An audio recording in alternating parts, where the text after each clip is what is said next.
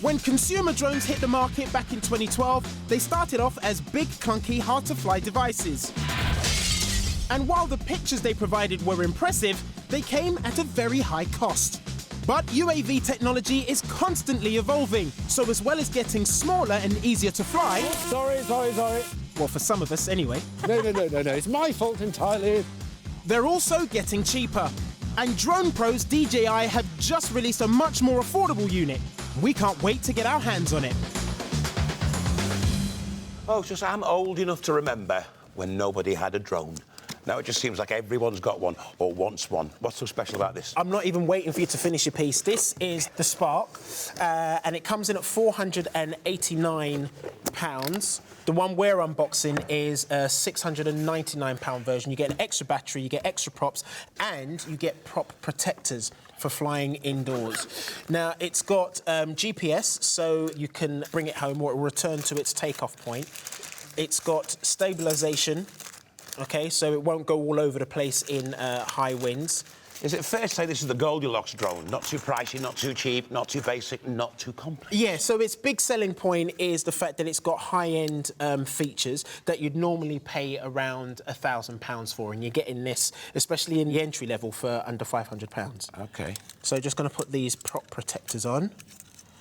And then what I want to show you is one of the more exciting ways of controlling it. So you can control it using an app on your phone. With the £699 package, you've got a dedicated radio control which gives you greater range, but it also is controllable using gestures. We tested one of those last year and it wasn't great, was it? No, but this is DJI. They have a fantastic reputation for making drones. And there's no glove or bracelet or anything like that? Just the palm of your hand and your face. So if I turn it on now, OK, cool. I start it up like this. The camera, which is on a 2-axis gimbal, should grab my face.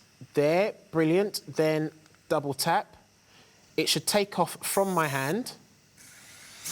Oh, here we go. Here we go. Downforce. OK, take off from my hand. Then, just by holding my open palm up, waiting for a solid green light, I should be able to just move my hand to the right and have it follow. It's doing so, but thinking about it.